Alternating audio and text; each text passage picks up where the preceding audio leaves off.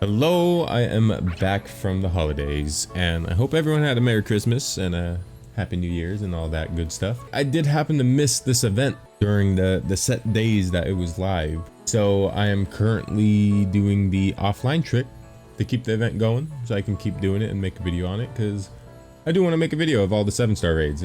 Kind of more of a let me show that I was there type thing for me. But yeah, upon my research, I have found out that Slowbro is the Cinderace killer, and he's a tanky boy. So if you don't know how to build a Slowbro, I'm sure there's better guides than what I'm about to say. But yeah, basically you just want to catch a Slowbro, hyper train him, level up his special attack and HP. And there's a very specific move set in order for this to work. That is stored power, iron defense, psychic terrain, and nasty plot. Yeah, let's see what we got on our team. Okay, perfect. This should be good enough. So Cinderace is going to buff itself up. Turn 1, that's fine. So yeah, now that we don't have run killer number 1 in here, run killer number 2 is if we get crit. So let's hope we don't get crit. All right, perfect. So I guess the strat is, or at least what I've been doing, is that you iron defense 3 times, and then you're gonna nasty plot 3 times, and then you're gonna psychic terrain, and then stored power does more damage based on however many buffs you have, and you'll have 10 buffs at that point. Oof, almost messed it up. There you go. And iron defense, once you hit all 3 iron defense, you see like it does no damage to Slowbro. Like none whatsoever. That's perfect, because that basically guarantees we'll get our nasty plots off. And Cinderace also won't debuff you till after he gets his shield. You have nothing to worry about. So this is going to be nasty plot number 2.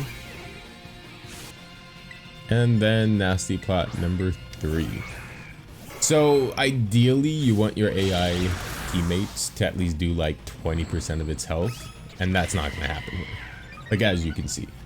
So that just means we're most likely going to have to attack 2 times, if anything, maybe 3.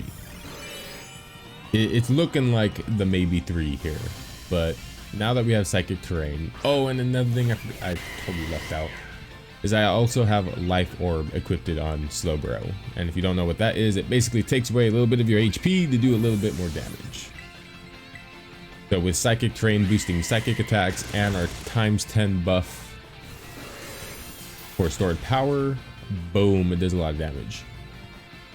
So long as he doesn't gain more shield than he has health. Let's see. Okay, cool. I think we win here. Alright. Don't debuff us. Don't debuff us, please. Don't debuff us. And okay, he's buffing again.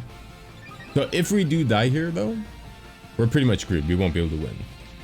So that's why I'm hoping he doesn't debuff us.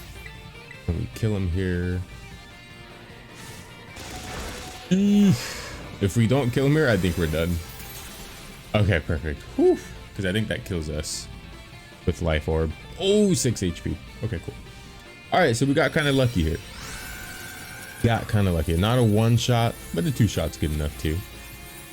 So I've been grinding this a ton, and I'll pretty much tell you how to grind it out, because the event's not completely over. So the event goes from December 30th to January 1st, and as of this video that I'm uploading, it's the 5th. So the event's technically over, right? I'll kind of teach you how to, real quick, how to keep the event going after the date, because Cinderace is coming back January 13th through January 15th, right? So if you happen to be one of those people who saw this video before those dates, then you're kind of in luck if you want to grind it out. And if not, you know, then it does suck, but this applies to any future 7-star events. So basically, if you press X, right, see the bottom right side of the screen, it says connect to the internet. So you have to connect to the internet to be a part of the event. So say January 13th comes along and you connect to the internet, boom, now you have Cinderace raids in your game. So the trick to keep the raids in your game past the 15th, so say if it's January 16th, what you have to do is after you have connected from the 13th to the 15th, you do not connect to the internet at any point after that. So again, say you connected to the internet on the 13th, you have Cinderace in your game now. Even if you disconnect from the internet at that point, or you turn your switch off, turn it back on, you're no longer connected to the internet. From that point until the next time you connect to the internet, you will have Cinderace in your game. So it's definitely worth grinding, because in that raid we got it was 5 protein, right? And I've grinded a decent amount. Where is the candy? Here we go.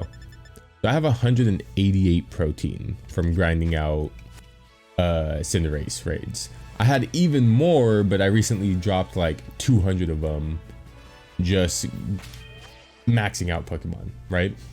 So it's definitely worth it if you're planning on grinding. If you're a hardcore grinder and you want to buff up your Pokemon as max out as possible, then definitely consider, at least with Cinderace or any future other raids, because I think Charizard had calcium, so he dropped a bunch of calcium, which is good for, if I remember correctly, special attack, raising special attacks for hyper training. So that's super worth. And then also you get a ton of candy. So if we go to my candy, I have 862 large candies, right? 277 extra large candies. So the trick is really good.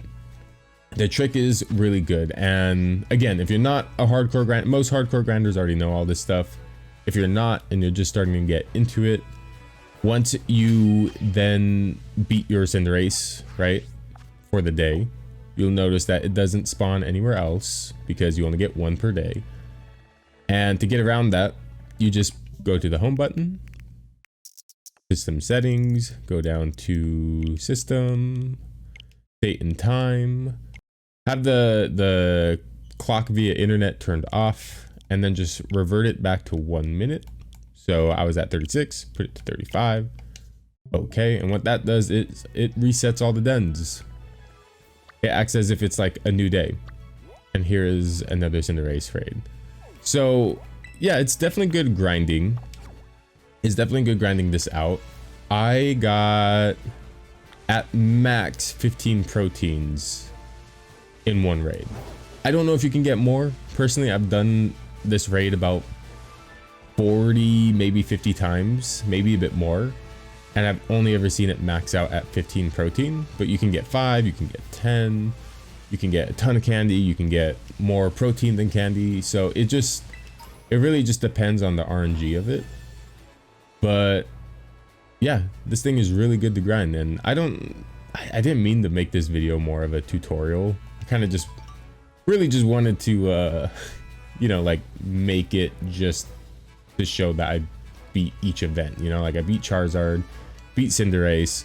I don't know what the next one's going to be, if it's going to be Blaziken. I could honestly see it being Typhlosion or Blaziken, only because we know the Pokemon Arceus, Legends of Arceus Pokemon are coming, like those version exclusives, whether it's the DLC or whatever. We know the Hisuian versions of Pokemon will be there. Typhlosion is there. We already have Gen 1, that would be Gen 2. Gen 3 had the Mega Evolutions too. So, you know, like the Mudkip, Torchic, Trico? Yeah, Trico. So their evolution lines had the Mega Evolutions, and there's the rumor that that's coming back to this game in the DLC, or not rumor, but theory. I want to say theory. Whether that's true or not, don't know. But yeah, so I could see all the starters coming out, at least for future 7-star raids. So you definitely want to start grinding them out. But all right, I'm dragging this on too long. I'm sorry. It's been a while since I made a video. I just want to talk. I'm just talking too long. All right, I'm done. I'm sorry. I promise. Anyways, thank you guys for watching, and I will see you guys for the next 7-star raid plus shiny videos. So yeah, adios.